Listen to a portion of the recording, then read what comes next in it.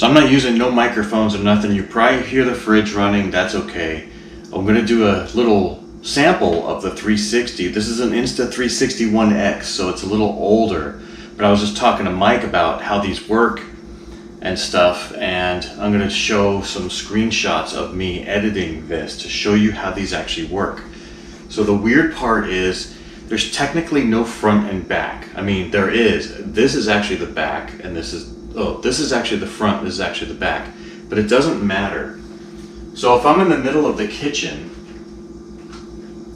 this is recording a 360. It's a ball. It's like you're inside of a ball. And it doesn't matter if you move this.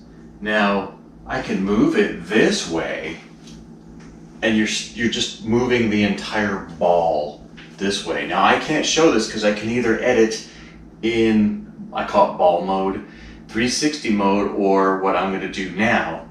So let's just say I'm standing here. I have this on a selfie stick, and I want to turn the camera and show the GoPro. Let's do that. Okay, I just did that. And now, show it from the GoPro's view. I did not move the camera at all. I manipulated this with the computer. Also, if I take this camera, when it's in 360 mode, and I actually physically turn it, it won't do anything. You won't see that in the thing. A lot of people, they're used to pointing a camera. You don't need to do that with these. So I just wanted to show that because most of the time, this is how I edit. I take the footage from this, and I'm going to describe it like this to the GoPro now. What I normally do, okay, so when you're filming in 360, you're filming inside. Let's picture yourself standing in the middle, floating in the middle of an actual sphere, okay? That's how the 360 is recording. So when you can upload that, and that's when you can scroll around on your phone or on the computer with the mouse. Now, if you put your phone in one of those holders, or you use a VR type of thing, that becomes life size. That becomes as if you're me holding the camera standing inside the ball. And that's how you can look around. That's how that works. What I'm gonna do is I'm gonna edit this in such a way, so here's the ball, we're in the middle of the ball, your TV screen, computer screen, whatever, is like this. It's a rectangle, correct? So here's what you're looking at. So picture this being in the middle of the ball, except now I'm moving the ball. This is what you're looking at. You're gonna look at me, but then I'm gonna be turning the ball a specific way so that it looks like there's a little cameraman holding the camera and pointing it. And that's what I did with the demonstration of that pointing at the GoPro. It's gonna look like either I turned the camera or a little cameraman turned the camera. And you don't need to, it's all manipulated in the computer. You just need to capture the image. That's mostly how I edit my 360 footage.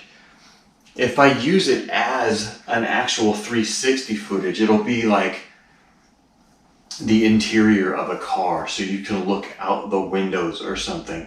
If I have it on top of a car, which I do have some lens scratches now from doing that because this doesn't have lens covers, then I manipulate it. I manipulate all my footage. So I just wanted to show how that was done. So what you're looking at here is the software for the 360 camera that came with the camera. And this is the footage that I was just using, and each one of these little dots, those are keyframes that I made. So this is what you're looking at. This is called free capture. So you can see on free capture, it almost looks like a square, but then the one that says view is more, I don't know how to say it, it's more longer. That's your 360. So what you're gonna do, how this actually works, is these are keyframes. We'll go to this keyframe right here if we can. There, we'll go to this keyframe right here. this is where I said I wanted to turn the camera. So this is the view, and then if I push play, you can see that's where I made the camera spin. And then I'm gonna hold it here. That's what this keyframe is for. It's the exact same keyframe duplicated, and then it's gonna spin back here. See that? So let's actually make one just to show how it works. So in this piece of software, now I have to use a scroll mouse to do this. If I click on the actual picture here, look, you can go all the way. See how wide that is? That's I don't know if that's one lens or two. That's one, I think. Look, it's such a wide angle because it has to put the two lenses together. And you can see in the footage when I was playing around, when I was showing how it worked, you can see the actual seam go by. That's hard to tell in here. But anyway, so what you do is I'm using the scroll wheel. So I'll just pick a shot like this. It looks halfway decent. This looks more natural, maybe even here. I'm gonna hit a keyframe. So let's start here, and we'll make this do a full circle. So we'll do like a couple seconds worth. When I was turning the camera, you saw the seam go by. That's what that was. Now I'm going to stop. I'm going to add a keyframe here, and what I'm going to do is spin this around in a circle. Just a nice, so you can. And this is, you can point this however you want. Look, you're getting a whole 360 image. So we're going to do this real quick. And then when we get back here, we're going to be zoomed out to here. So let's see what that looks like. We're going to start at this, and we did a full circle and made that keyframe.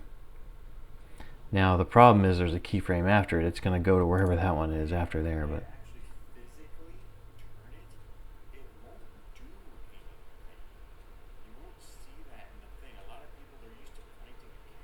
it's going back to the other keyframe.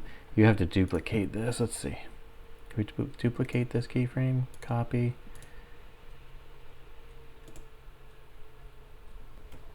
I did Control V. So now it'll actually stay the same. But this is what you're looking at inside the thing. You can go that far back. That's called Small Planet. That's what that's actually named. But what I'm doing in the computer is, you know, when I did the GoPro thing, I simply spun it around. I also zoomed it in so it looked like this. So if you didn't want to do it in this method, the actual 360 way is this one right here. You click this, and you can still look around, but you cannot manipulate this. You cannot add keyframes or anything. This is the entire, this is the one you use when you want to actually export the entire ball. And what you do up here is hit lock direction, because there is technically a front and a back. If you leave it that way, it should stay that way. But see, I'm actually turning it with my hand. That's when it actually turns. Now if I unlock that, we watch that same piece of footage again. See if I can get it back there. The computer's choking a little. When I turn it, you see how it just, you see the seam go by and it kind of vibrates. So here's where I'm talking about the 360 actual mode. And I'm gonna hit play real quick. I can't put a keyframe here. I can cut it though. Let's do this. That way I know where to start again. And you're gonna see where I'm talking about manipulating the camera. And you can see lock direction is not turned on. So when I actually turn the camera, nothing happens. You'll see the seam go by. There's the seam going by. It's actually a really good seam on this camera. You can hardly see it. But now let's go back to the beginning for a second. Now when I hit lock direction, so technically there is a front and a back. There's two lenses. One is a front, one is a back.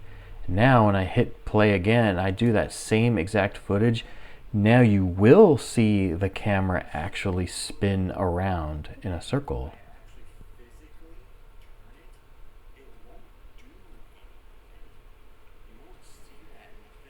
It's pretty trippy how all this stuff works. But I personally like this free capture. I usually do almost everything in here because you can you're recording the entire room or wherever you are, the entire, I was gonna say atmosphere. Yeah, let's record the sky and the air. But that way you can choose your shot. You simply leave the thing straight up and down. And look, because it records all the way up and all the way down. You'll see the selfie stick becomes invisible. Look at that. I'm just holding my hand there like a dummy. Just looks like I'm holding nothing. What am I doing with that? But it records the whole entire ball. I prefer this method because then you can choose your shot. You know, let's say there was people in this room and I was just videoing everybody hanging out like having a party, and I can then actually just turn this around and zoom in on certain people and slowly make this go around.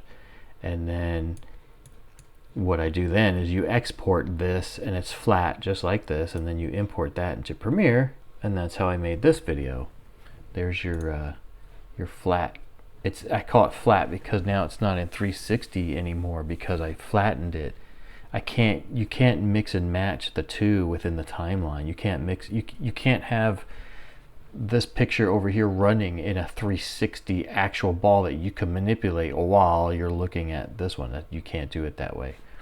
But anyway, that's how some of that works. I hope it was interesting to whoever watches this.